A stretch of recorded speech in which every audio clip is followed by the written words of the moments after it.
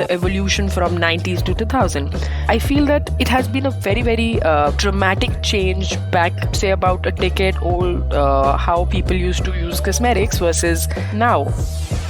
And let's not forget about how Nykaa did a fantastic job in this, because back in the days, the initial years of Nykaa 10 years back when they actually came up with this, what we could majorly notice on their app was, the young girls are doing these beauty tutorials and guiding everyone on how to use the product. The biggest trend which I have noticed very lately in last few years is skincare over makeup. Personalization is something which is becoming very, very key.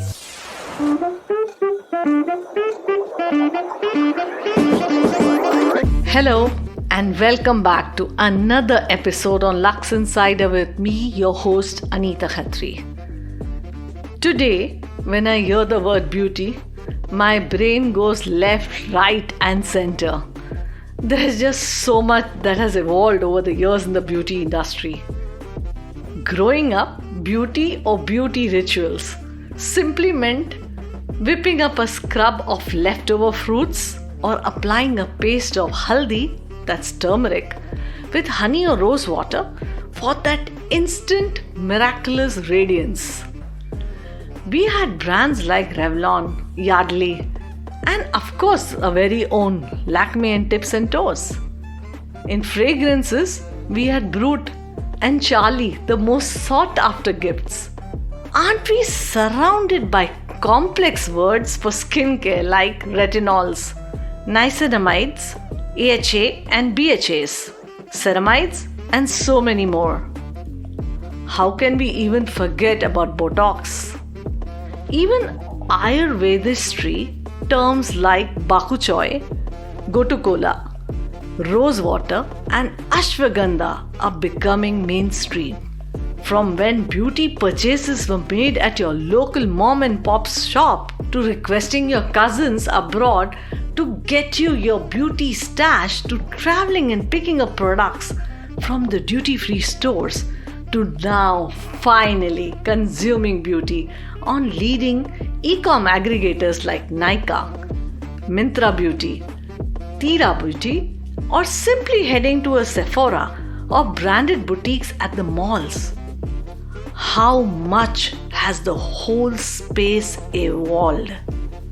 Yes, like I mentioned, the beauty industry indeed so vast, and there's so much to discuss, so much food for thought and opinions.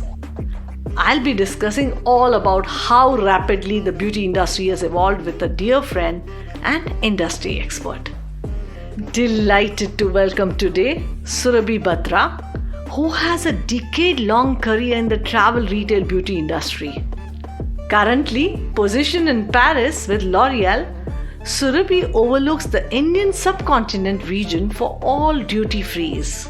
I'm super excited to chat with her, and I hope you too are excited to listen all things beauty, changing customer behavior, and how much of the market has evolved over the years. Let's begin. Surabhi, with more than a decade in the world of beauty industry, like me, you must have also observed this industry has evolved and how. Please tell me, what changes have you observed in the last decade at least? And even more, you can, even from the Ayurveda principles point of view that is deeply rooted in India, can you just share with us how have you seen this beauty industry changing? Yeah, sure. So, frankly, being a beauty professional for many years, one thing I've observed is that the industry is rapidly changing. And today the beauty industry is one of the most diverse and sustainable than ever before. The usage of beauty products and cosmetics, as we all know, has been a very age-old tradition in India. And today we have, considering being in the industry and we see so many people around, there are tons of tips from industry experts all over the world what we hear.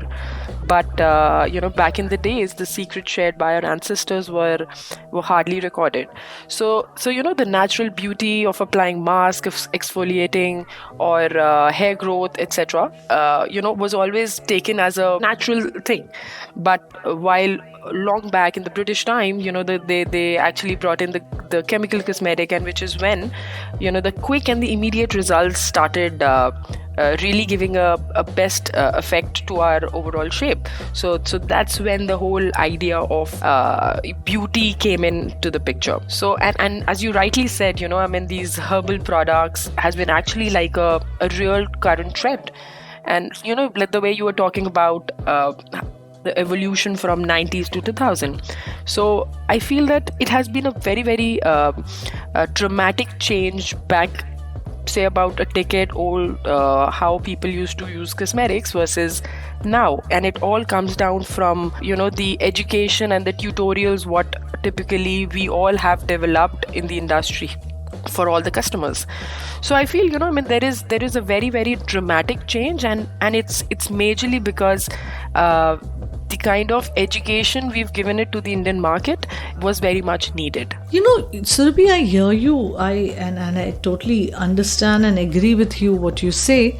But when you say dramatic changes, is there even something specific that you would like to point out? So to be honest, with the fact that 10 years back when I used to see myself in the similar situation, and let's not take my example, the fact that I've been in the industry, but let's take somebody who's not so well aware of a cosmetic part of it or a beauty part of it. It's the education which was a bigger problem. People had money, people had the access to travel, so they could travel through duty free, they could buy on the domestic market, and there were a lot of accesses. But the problem is what to use, when to use, where to use, and how to use is what was super important, which was a major missing part of it. And let's not forget about how Nykaa did a fantastic job in this, because back in the days, the initial years of Nykaa 10 years back when they actually came up with this, what we could majorly notice on their app was the young girls are doing these beauty tutorials and guiding everyone on how to use the product, and I think that was something which was which is a game changer, because education is something which was absolutely needed, and that's where Nykaa tapped the right button, and they took that as a very important point to bring it to the customers. Yes. So I do agree with you on that education bit, because if I look at from late 90s and early 2000s, at that time also, we didn't find the girls or the women as a category being comfortable to apply makeup and on a day-to-day basis. It would have been like a makeup cap for only celebration occasions. But today things have changed. I think there was a hesitation for any woman to, or even a girls to actually open her bag and apply lipstick or fix a lipstick and then go for a meeting. But today things have changed. I think it's not only, I would say yes, that education certainly has helped. But would you agree if I say even women as in general, the feminism part of it is also, given that much confidence to the woman as such? Very, very, very interesting question. And we coming from, working so long, one thing which very evidently noticed, the industry of the early 90s also started growing rapidly because of increase of women entering the workforce. The participation of women in non-traditional professional jobs had initially a very slow start, and it continued to grow, giving them a reason to dress well or use cosmetics as a part of their daily routines. And of course, because of that, women became more independent, and this newfound freedom and dispensable income allowed them to focus on themselves too. So I feel that they started becoming more aware about grooming and how to look and feel good all day. Absolutely. And considering the current beauty scenario, what according to you are the current beauty trends which are prevailing in the country? The biggest trend which I have noticed very lately in last few years is skincare over makeup. Everyone, instead of makeup and other beauty products, skincare is winning that part, and of course it's also because it's important to keep the skin right before you use the makeup. So the shift from a picture perfect makeup looks to a more natural look has been on the rise, and of course which we currently say nude looks, and people prefer more browns over reds. It's also because it's important to have that sort of a skin eventually to have that kind of a makeup on it. So I feel one of the very strongest trends which are going now is skincare over makeup, which is important. And at the same time, of course, I see a lot of body care category getting exploded over the years, and will continue to explode in the coming years as well.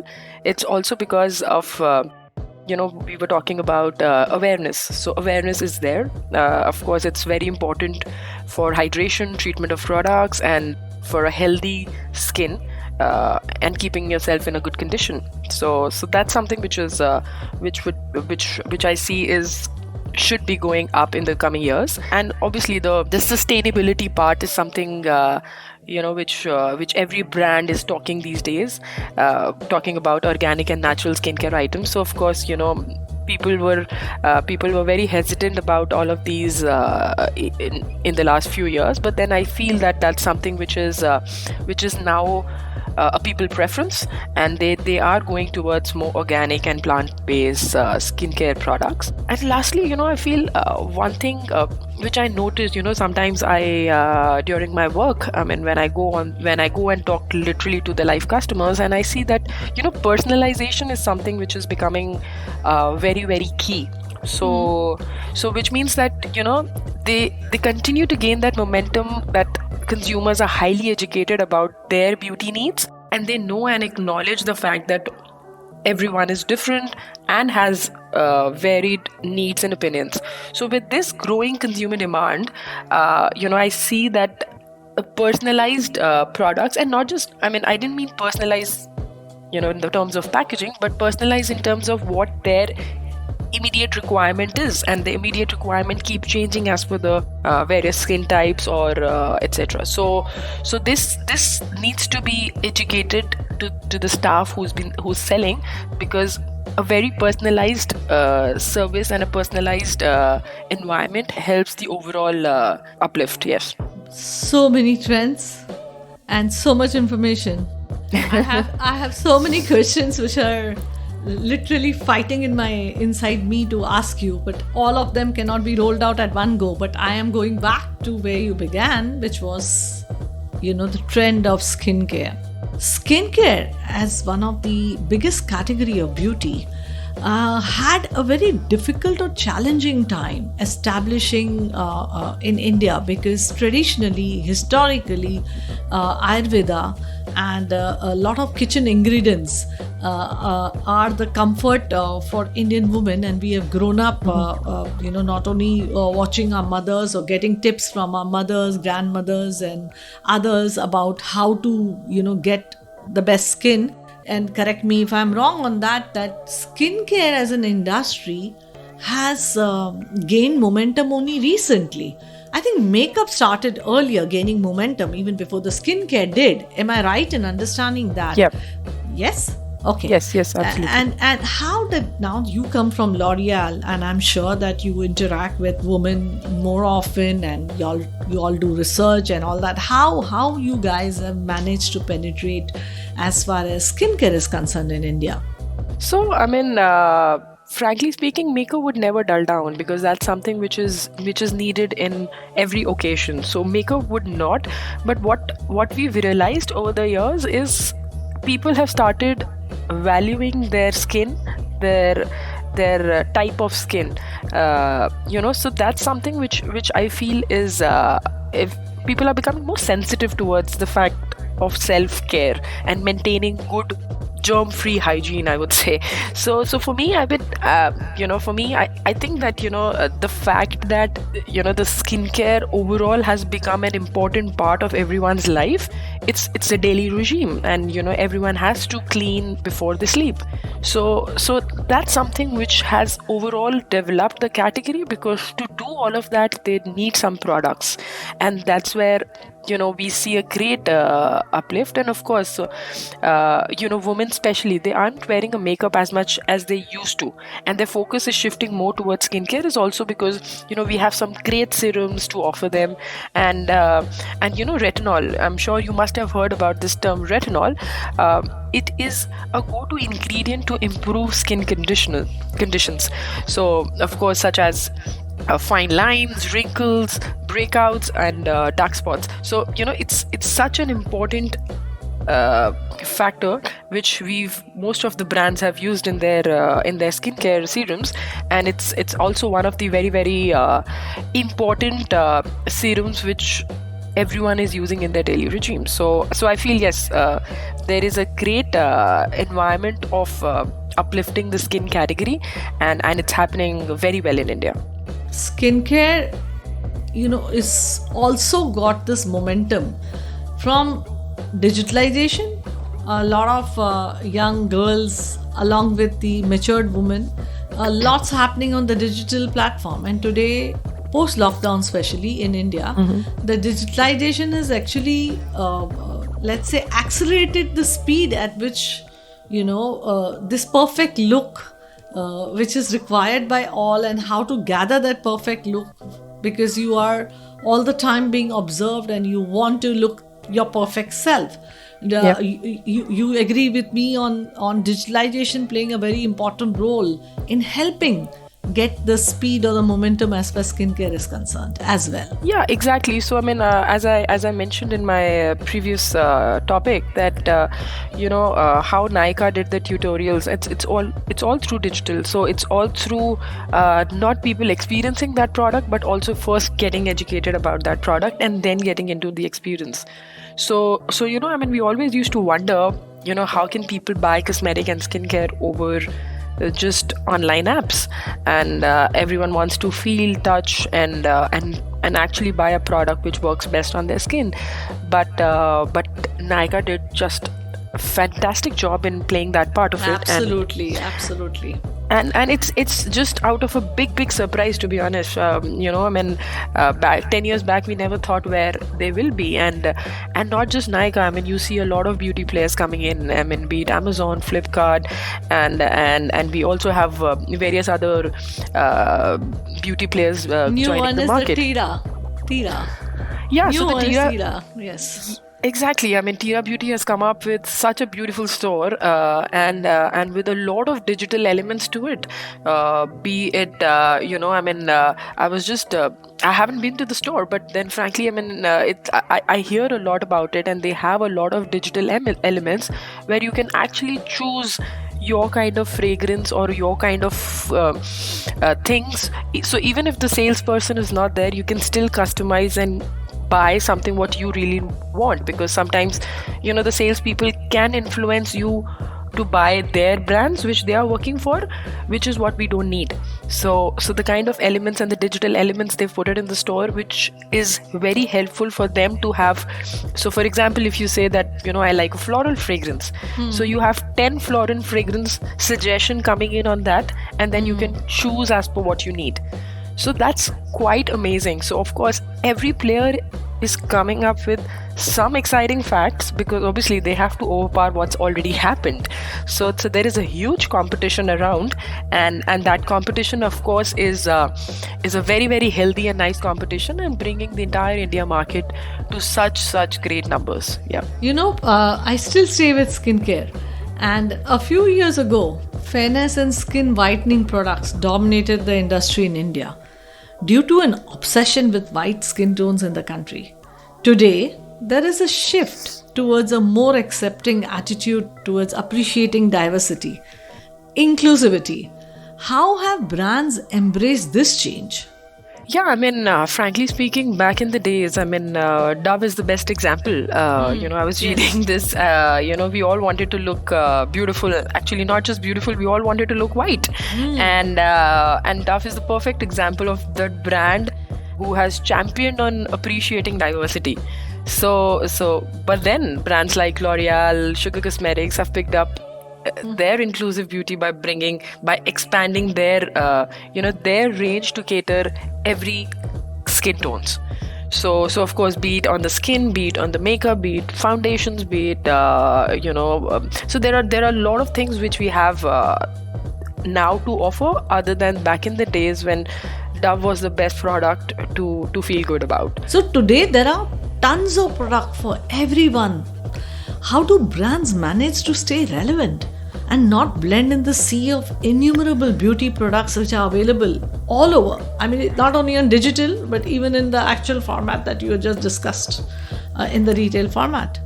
No, so I mean, that's true, and that's where the whole tutorials part played a very big role. And I am sorry, I'm repeating this part I'm repeating this tutorial thing very often, is also because, the fact that I feel that this was a very big game changer. So now there are tons of products, but people know what they want. People are educated what they want. People exactly know what the skin type is, and people exactly know what makeup suits on them. So the education, the practice, the workforce part which I was talking to you, the habits, the kind of environment which we've created already in India is so beautiful for our industry, especially because the fact that everyone understands what their individual requirement is. And today, if I go and say that, listen, you try red on you, I mean, she would know that, listen, I've tried many times and I know it doesn't work on me. So for me, I mean, be it Shoppers, be it Reliance, be it Nykaa, be it, all of them have done such a beautiful job in bringing education up and right. And now it's the time to get the advantage out of it, where we see numbers, to be honest. Yes. Yeah, numbers for sure are coming, Surabhi. I mean to say, and the market is still buoyant, and I think it is only going to grow up. What I'm very, very happy to hear also that skincare is changing, because up until now it was only hair care and makeup which was actually gaining momentum and had gained momentum. And today with skincare also, what I hear you is that these tutorials or these, the consumer, basically what is leading to is that the consumer is very much well aware of what one needs, and is also happy to indulge in an experiment and also risk. Earlier there was a phobia that I don't want to touch any kind of a ingredient on my skin. So today everything has changed with with consumer becoming more and more knowledgeable. So yes, it is a lot to do with education that has changed, and with so many options which are available. I would ask you something. I believe, actually, let me share it before asking you. Is that I do believe that beauty is outcome or a result of many factors at play, especially your beautiful skin. It is not only the number of products that you want to apply, or the regimen you follow about moisturizing, cleansing, etc., but it's also to do with how you feel inside and how your general health is. So it's an outcome which is a result of both internal and external. This is what I believe. I do not know about you. I would love to hear about it. Do you believe it's only great skin that I do believe beauty is an outcome of internal and external. It isn't only external. But this is what I believe. We will continue discussing and discovering more about this, what Surabhi had to say. Watch part 2, and I hope you enjoyed the part 1 already. Leave your comments below.